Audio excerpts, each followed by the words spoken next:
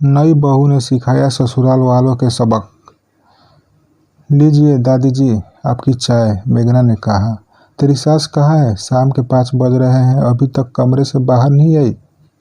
दमयंती दादी ने पूछा। जी उनको थकावट के कारण बुखार लग रहा है, मेघना ने कहा। मेघना का इतना कहना ही था कि दमयंती जी जोर जोर से चिल्लाने लगी। अरे ऐसे कैसे तबीयत खराब हो गई? परसों कुल देवी की पूजा है, सभी अनाजों की सफाई बाकी है। मेरे दोनों बेटे सब परिवार आएंगे। कई प्रकार के व्यंजनों का निवेद्य माता जी को भोग लगाया जाएगा। कुल की परंपरा अनुसार पूजा में बाहरी लोगों की मदद भी नहीं ले सकते। सब कुछ शुद्धता का ध्यान रखते हुए घर की बहुओं के हाथों से ही बनाया जाता है। यह पूजा का कार्यक्रम स्थगित ना करना पड़े। अगले साल दुगना निवेद्य माता जी को भोग लगा देना पड़ेगा। दमयंती जी चिंता के स्वर में बोली। दादी जी को कुमुद की तबीयत से ज़्यादा काम की चिंता थी।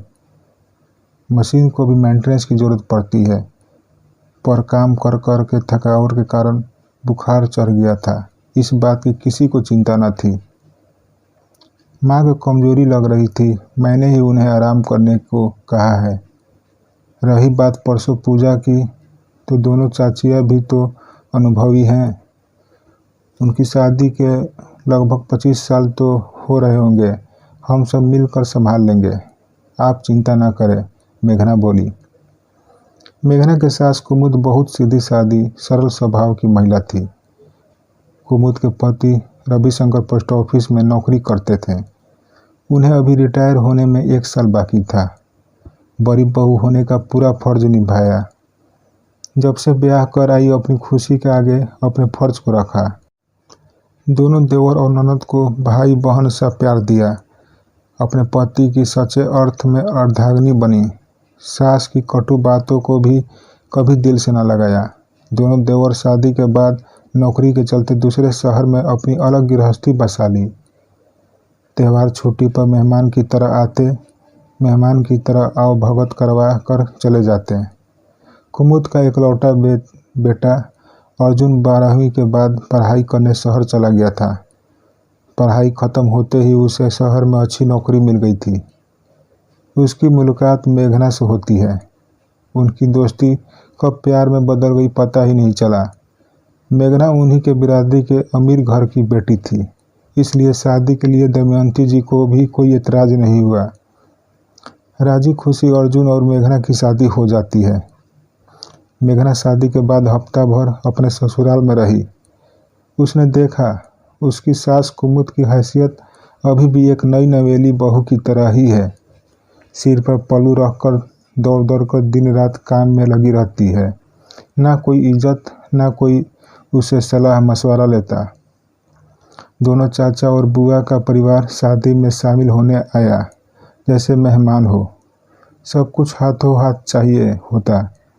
कुमुदी सबकी आवभगत मेहमान नवाजी में लगी रहती। कोई कहता चाय पीनी है, कोई कहता है कॉफ़ी। हम यह सब्जी नहीं खाते, हम वह सब्जी नहीं खाते। कुमुद जी के पति को तो जैसे बचपन में घूंटी में पिला दिया हो कि तुम्हें ही माँ बाप और भाई बहन का ध्यान रखना है। दोनों पति पत्नी ने खुद को झोंक दिया परिवार की खुशी के लिए।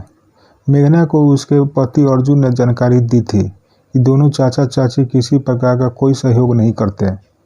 मम्मी पापा की अच्छाई का नाजायज़ फ़ायदा उठाते हैं। रिश्तेदारी में लेन देन सब पापा को ही देखना पड़ता है। दादी को भी चाचा चाची बोझ समझते हैं। कभी भी अपने 2 दिन के लिए नहीं बुलाते थे। बस दादी से मीठा मीठा बोलकर किसी न किसी बहाने पैसे ऐंठते रहते हैं। ज़मीन का एक छोटा सा हिस्सा था, उसे भी बिकवा दिया और अपना अपना हिस्सा लेकर चलते बने। बड़े चाचा जी ने बेटी की शादी के नाम पर दादी के मोटे मोटे 2 सोने के कंगन ले लिए। साथ में पापा से भी 51,000 का शगुन डलवाया। छोटे चाचा जी ने अपना घर बनवाने के नाम पर दादी की फिक्स डिपॉजिट तुड़वा ली। तीज त्यौहार पर छुट्टियों में दादी से मिलने के बहाने मेहमान बनकर आवभगत करवाते हैं और हजारों का चूना लगाकर चले जाते हैं। तो पापा की परेशानियों से उन्हें कोई सरोकार नहीं है। इधर कुमुद को डॉक्टर को दिखाया गया है, वायरल फीवर बताया गया। डॉक्टर के अनुसार उसे 3 से 4 दिन तो ठीक होने में लग ही जाएंगे। दमयंती जी के माथे पर बोझ पड़ गए हैं कि पूजा के वक्त दोनों देवरों का परिवार आता है। यह सोचकर कि सारी तैयारियां तो कुमुद भाभी ने कर ही ली होगी। जैसे ही दोनों देवरानी आरती और सीमा घर में घुसी, दमयंती जी ने कहा, कुमुद बहू को तेज बुखार है, फटाफट नहाकर नैवेद्य का प्रसाद बनाने की तैयारी करो। दोनों देवरानी एक दूसरे का मुंह देखने लगी, मानो साफ सूंघ गया होगा।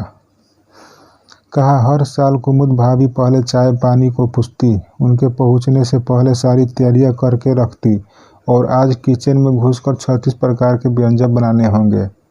माँ जी भाभी की तबीयत ठीक नहीं थी तो कुल देवी की पूजा का कार्यक्रम स्थगित कर देना था। अगले साल दुगना नैवेद्य चढ़ा देते। आरती बोली। तब मेघना बोली, चाची जी, नैवेद्य की पूजा सिर्फ हमारी तो नहीं है ना, आप लोगों की भी है। इसमें हम सबको शारीरिक और आर्थिक सहयोग देना चाहिए। आज तक तुम्हारी सास ने हमसे इस तरह लहजे में बात नहीं की, और कल की आई तुम हमसे बहस कर रही हो। इस बार सीमा बोली, आप सब त्यौहार पूजा में शामिल होने केवल माँ के भरोसे आते हैं, पर अब उनकी भी उम्र हो गई है, उनसे अब सब अकेले नहीं संभलता। मेघना ने कहा, अब यह सब बहसबाजी छोड़ो, जल्दी जल्दी हाथ चलाओ और पूजा की तैयारी करो। दमयंती जी ने कहा। तब तक कुमुद भी बाहर आ गई। माँ, आप बाहर क्यों आ गई? हम सब संभाल लेंगे, मेघना बोली। घर में इतनी बड़ी पूजा है और मैं आराम करूं, ऐसा कैसे हो सकता है? कुमुद बोली। ठीक है माँ, आप यहाँ बैठें और हमें गाइड करें, मेघना ने किचन में एक कुर्सी रखते हुए कहा। सभी काम धीरे धीरे हुए पर हो गए। कुल देवी की पूजा भी बिना कैसे विघ्न के संपन्न हो गई।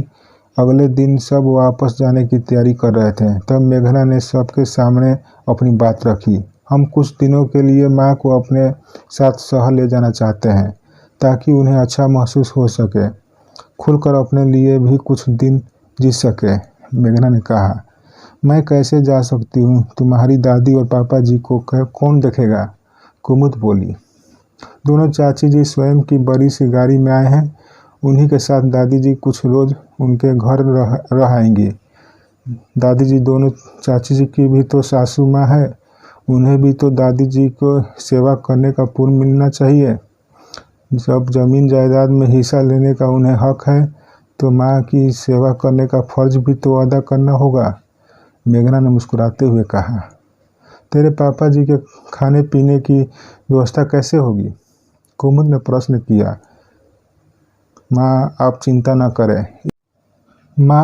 न करें, इसका भी मैंने बंदोबस्त कर रखा है। कल जब मैं बाजार जा रही थी तो रास्ते में कई जगह टिफिन सर्विस वालों के पर्चे लगे थे। मैंने उनसे संपर्क किया तो उन्होंने आश्वासन दिया कि घर का बना शुद्ध खाना सही समय पर भेजने की सुविधा है। अब तो माँ, आप चलेंगी ना हमारे साथ? मेघना ने कहा। हाँ हाँ कुमुद, बच्चे इतना जिद कर रहे हैं तो उनके साथ कुछ दिन हो आओ। घर गृहस्थी के कारण 2 पल कभी सुकून के तुम जी ना पाई। मैं भी तुम्हें 2 दिन के लिए भी शहर से बाहर घुमाने कभी ना ले जा सका। मैं एक अच्छा बेटा, अच्छा भाई, अच्छा पिता तो बन गया, पर शायद अच्छा पति ना बन सका। तुमने आज तक दूसरों के बारे में ही सोचा, आज तुम्हारी बहू आ गई है तुम्हारे बारे में सोचने। कुमुद के पति बोले। कुमुद किस मिट्टी की बनी थी, अपने बारे में कभी कुछ सोचती ही नहीं थी, इसलिए दूसरों ने भी उसके बारे में सोचना छोड़ दिया था। मायके भी बहुत जरूरी होने पर ही जा पाती थी, वह भी पति की इजाज़त लेकर, सास के ताने सुनकर। अगले दिन कुमुद बेटे बहू के साथ उनके शहर चली गई। 3 महीने रहने के बाद उनके पति उन्हें लेने आए। इस बीच बेटा बहू ने उन्हें खूब घुमाया फिराया, उनकी सुख सुविधा का पूरा ख्याल रखा। दोस्तों, ज़्यादातर घर के बड़े बेटा बहू के ऊपर ही सारी जिम्मेदारी आ जाती है। जायदाद में हिस्सा लेने तो सब पहुंच जाते हैं, लेकिन जिम्मेदारी का कोई कोई उठाना नहीं चाहता है, इसलिए घर के छोटे बेटा बहू को भी उनकी जिम्मेदारी का एहसास कराना चाहिए। दोस्तों कमेंट करके बताइए कि स्टोरी कैसी लगी, और इसी टाइप का स्टोरी सुनना चाहते हैं तो प्लीज़ हमारे चैनल को सब्सक्राइब कर लीजिए। धन्यवाद। Bye bye.